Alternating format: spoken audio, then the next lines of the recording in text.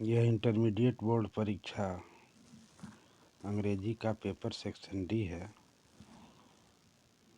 और ऑन साल पेपर का सॉल्व क्वेश्चन है। लिखा है answer the following question in about 14 words. निम्नलिखित प्रश्नों का उत्तर दो लगभग 40 शब्दों में। What does Mukesh want to become in life? Mukesh जीवन में क्या बनना चाहता है? Mukesh was a poor family boy. Mukesh एक गरीब परिवार का लड़का है। His family belongs to bangles maker. उसका परिवार चूड़ी बनाने वाले से संबंधित है। But he did not want to become bangle maker. लेकिन वह चूड़ी बनाने वाला नहीं होना चाहता है। He wanted to become motor mechanic. वह मोटर मैकेनिक बनना चाहता है। Although motor mechanic centre is long away from his house. यद्यपि मोटर मैकेनिक सेंटर उसके घर से बहुत दूर है। दूसरा क्वेश्चन है what did author think when he was drowning in the deep water. यानी लेखक क्या सोच रहा था जब वह गहरे पानी में डूब रहा था। When the author was sitting at the pool. जब लेखक तालाब के किनारे बैठा था। ए टॉल या लॉन्ग बॉय केम देयर। एक लंबा लड़का वहाँ आया। He was strong. वह मजबूत था। He throw the author. उसने लेखक को फेंक दिया। Into the water. पानी में फेंक दिया। But when he author was going into the deep water. लेकिन जब एथर पानी के अंदर जा रहा था। He made a plan. उसने एक योजना बनाई। When he touched the bottom. जब वह बॉटम को छुएगा। वाटर यानी पानी की जब तले को वह छूता तो ही मेड ए प्लान। उसने एक योजना बनाई। He jumped into the water. वह पानी में कूदेगा। And will came out of the surface. और पानी की सतह पर आ जाएगा। ऑफ वाटर पानी की सतह पर आ जाएगा। He will swim. वह तैरेगा। He will came at the pool. और वह तालाब के किनारे आ जाएगा।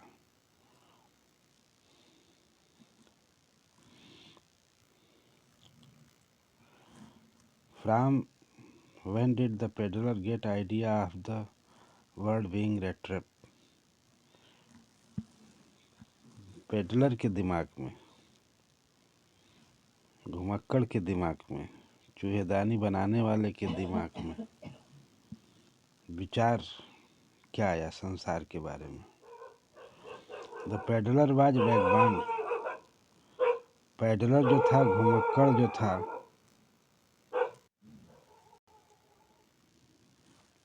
Peddler was vagabond. पैडलर एक घुमक्कड़ था। Who went around selling red traps. जो घूम करके चूहेदानी बेचता था। Made by him. जो उसके द्वारा बनाया गया था। वन डे एक दिन। As he was just thinking. जैसे ही वह सोच रहा था। About his own rat traps. अपने चूहेदानी के बारे में। He was just struck. और उसके दिमाग में विचार आया। He was just struck by the idea. उसके दिमाग में विचार आया। That the world was a big rat trap. संसार एक बड़ी चूहेदानी थी। देखा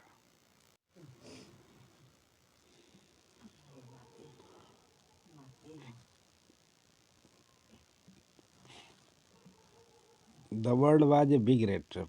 संसार एक बड़ी चूहेदानी थी। रिचेज धन, भोजन, जॉय आनंद, एंड शेल्टर शरण, सर्व्ड सेवा प्रस्तुत करते हैं। एज बैट्स मने एक चारे के रूप में। टू टेम्पटेड पीपुल लोगों को आकर्षित करते हैं। Just like a red trap जैसे एक चूहेदानी की तरह से। ऑफर्ड माने प्रस्ताव करती है। चीज़ पनीर की अथवा मीट अथवा मांस की। टू टेम्पेट आकर्षित करती है, रैट्स चूहे को आकर्षित करती है, as soon as one was tempted, और उसी तरह से जैसे कि एक व्यक्ति आकर्षित हो जाता है, टू टच द बैट, और जो उसे छुएगा, द रैट ट्रैप क्लोज्ड, चूहेदानी उसे बंद कर देगी, and everything came to the end, और अंत में प्रत्येक चीज़ें समाप्त हो जाएंगी। What did Gandhi ji do after knowing the miserable condition? What did Gandhi ji do, Gandhi ji ने क्या किया, नोइंग माने जानते हुए, द माइजरेबल कंडीशन, दुखद स्थिति के बारे में, of the farmers at Champaran, जो किसान चंपारण में थे। The peasants of Champaran, Champaran के किसान, चंपारण के गांव के किसान, वेयर कल्चरल, सांस्कृतिक रूप से, एंड सोशियली, सामाजिक रूप से, बैकवर्ड, पिछड़े थे, बिसाइड्स बीइंग क्रस्ड, इसके बावजूद दबे हुए थे, एंड फियर स्ट्राइकन, भयभीत थे, बाय द ब्रिटिश, अंग्रेज़ों के द्वारा, ड्यू टू द शेयर क्रूपर्स, बटाईदारों के रूप में, बटाईदार के समझौते के रूप में। गांधी जी फ्रीड देम, गांधी जी उन्हें स्वतंत्र किए, फ्रॉम एक्सप्लेनेशन, समझा करके, बाय टीचिंग देम, उन्हें शिक्षित करके, दैट दे हैड राइट्स, उनके पास भी अधिकार थे, and also supporters of their cause, और उनके सपोर्टर थे, सहयोगी थे, द बैकवर्ड्स वाज टैकल्ड, और जो बैकवर्डनेस थे, जो पिछड़ापन था, उसे दूर किया, by the opening primary schools, primary school खोल करके, इम्प्रूविंग द हेल्थ केयर, उनके स्वास्थ्य को सुधार करके, फैसिलिटीज माने सुविधाओं को देके, एंड टीचिंग, और शिक्षित करके, पढ़ा के, द विलेजर्स पर्सनल क्लीनलाइनेस, गांव वालों को व्यक्तिगत स्वच्छता सिखा के, एंड कम्युनिटी सैनिटेशन, और सामुदायिक स्वच्छता के द्वारा।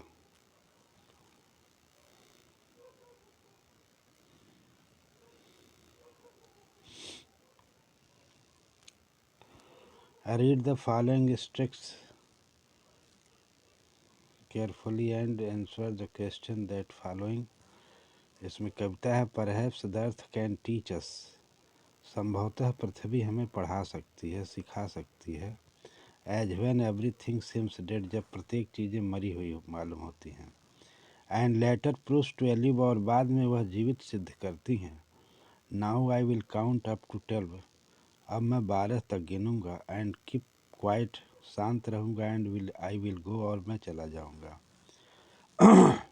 What lesson does the earth teach us, और लेसन हमें, what does the earth teach us, यानी यह पाठ,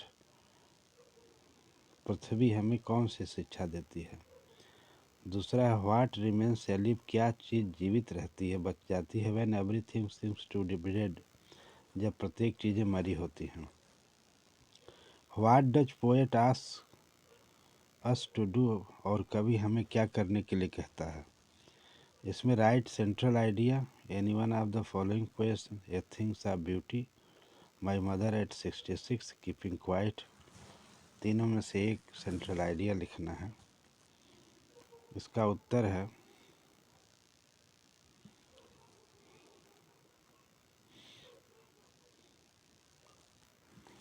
लिखा है, द अर्थ टीचेज अस, पृथ्वी हमें शिक्षित करती है, हमें सिखाती है, that there is a life, यहाँ जीवन है, if we will we can still believe, और यदि हम शांत विश्वास करते हैं, even if we appear to be the still, फिर भी हम शांत प्रकट करते हैं, आर स्थिर, स्टिल आर काम, शांत या स्थिर प्रकट करते हैं। 9 बी है answer, only the earth is alive, केवल पृथ्वी जीवित होती है, where everything seems to be dead, जहाँ प्रत्येक चीज़ें मरू मालूम होती है, वहाँ पृथ्वी जीवित रहती है। तीसरा है poet ask us to do count 12। कवि हमसे कहता है कि 12 तक गिने। एंड बी साइलेंट और शांत रहें। एंड स्टिल माने स्थिर रहें। सो दैट जिससे कि वी कैन सेल्फ इंट्रोस्पेक्ट, जिससे कि हम स्वयं आत्मनिरीक्षण कर सकें, आत्म परीक्षण कर सकें। सेंट्रल आइडिया है उसी क्वेश्चन का 10वां ए का है, लिखा है central idea things of beauty, सुंदरता, वस्तु की सुंदरता is an experts from kids, जो किड्स के द्वारा है। फर्स्ट एपिक, प्रथम महाकाव्य है। पोयम, कविता है इंडोमाइन की। ए पोएटिक रोमांस, एक पोएटिक रोमांस है। देन पोयम गिवन अस ए मैसेज, और ये कविता हमें संदेश देती है कि that A things of beauty, एक वस्तु की सुंदरता, is a joy for ever, एक वस्तु की सुंदरता सदैव के लिए होती है। ब्यूटी इज कंसेप्ट, सुंदरता एक धारणा है। दैट इज फाउंड एवरीवेयर, जिसे हर जगह पाया जाता है। अबाउंड, अराउंड अस, हमारे चारों तरफ। एंड दस नेवर एंड्स, और यह कभी समाप्त नहीं होती है। वी कैन फाइंड ब्यूटी, हम सुंदरता को पा सकते हैं। इन एवरीथिंग, प्रत्येक चीज़ों में। अराउंड अस, जो हमारे पास हैं। Our earth is full of innumerable beautiful things, हमारी पृथ्वी अनगिनत सुंदरता से भरी हुई है। दैट एरिया पार्ट, और वह क्षेत्र। ऑफ नेचर, वह क्षेत्र है प्रकृति। इन एडिशन, और दूसरी तरफ। एवरी, इवन आवर माइटी एनेस्टेस्टर्स, हमारे जबकि पूर्वज, शक्तिशाली पूर्वज। दे आर स्टोन्स, और उनके पत्थर। एंड ऑल थिंग्स रिलेटेड, जो सभी चीज़ें संबंधित हैं। To them are things of beauty, इन सभी चीज़ों में सुंदरता है। दस ब्यूटी एंड ब्यूटीफुल थिंग्स, और इस तरह से सुंदरता और सुंदर चीज़ें आर लाइक एन इंडलेस, अनंत होती हैं। फाउंटेन सेंट बाय गॉड, अनंत फव्वारे की तरह से होती हैं, जो ईश्वर के द्वारा भेजी जाती हैं। The poems presents the healing quality of beauty, और कवि प्रस्तुत करता है हीलिंग क्वालिटी ऑफ ब्यूटी, सुंदरता के गुणों को स्वस्थ करता है। अकॉर्डिंगली, और इस तरह से थिंग्स ऑफ ब्यूटी, वस्तु की सुंदरता इनकरेज अस, हमें प्रोत्साहित करती है। टू मूव फॉरवर्ड, आगे बढ़ने के लिए। बी हैप्पी, प्रसन्नचित होने के लिए। एंड बी पीसफुल, और शांति के लिए। और it moves away the Pal of misery, और यह दुखों से दूर होती है, सारों से, कष्टों से। एंड डिसअपॉइंटमेंट्स, और निराशा को हमारे जीवन से दूर करती है। द पोएम्स एम्फेसिस, और ये कविता बल प्रदान करती है। नीड टू कीप, जिसे रखने की आवश्यकता है। साइलेंट माने शांत रखने की आवश्यकता है। फॉर ए मोमेंट, एक क्षण के लिए। एंड नथिंग, और डू नथिंग, और कुछ नहीं करने के लिए कहती है। It calls for self instruction, और यह कहती है कि आत्मनिरीक्षण करें। So that we can understand, जिससे कि हम समझ सकें। व्हाट वी आर डूइंग, कि हम क्या कर रहे हैं। द पोएट पाब्लो नेरुदा, कवि Pablo Neruda ask us to stop war, हमसे कहता है कि युद्ध रोको। हेट माने घृणा को रोकिए। पॉल्यूशन, प्रदूषण। किलिंग ऑफ एनिमल, जानवरों की हत्या करना रोकिए। एंड हर्टिंग आवर सेल्फ, और स्वयं को चोट पहुंचाना रोकिए। एज वेल एज अदर्स, जैसे कि दूसरों के लोगों की तरह। He wants us to spare some time, और वह चाहता है कि कुछ खाली स्थान रखें, to go deep into the soul, और आत्मा की गहराई तक जाएं। फॉर नेरुदा साइलेंस और नेरुदा की शांति इज यूनिवर्सल लैंग्वेज, सार्वभौमिक भाषा है।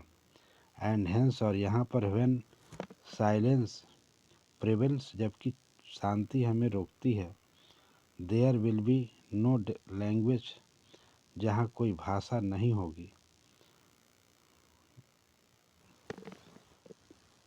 जहाँ कोई भाषा नहीं होती है। Burmese are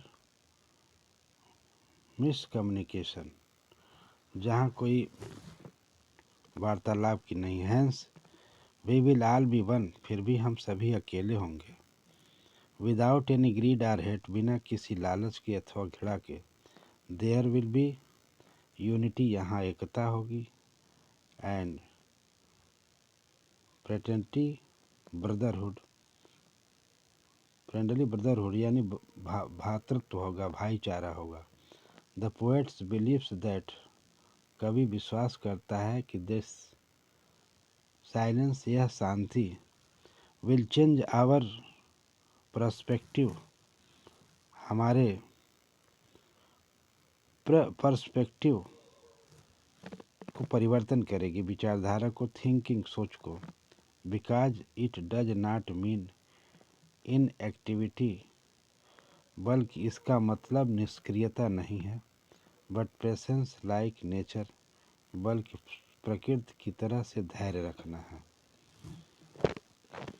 thank you watching this video. Like, share and subscribe CTC।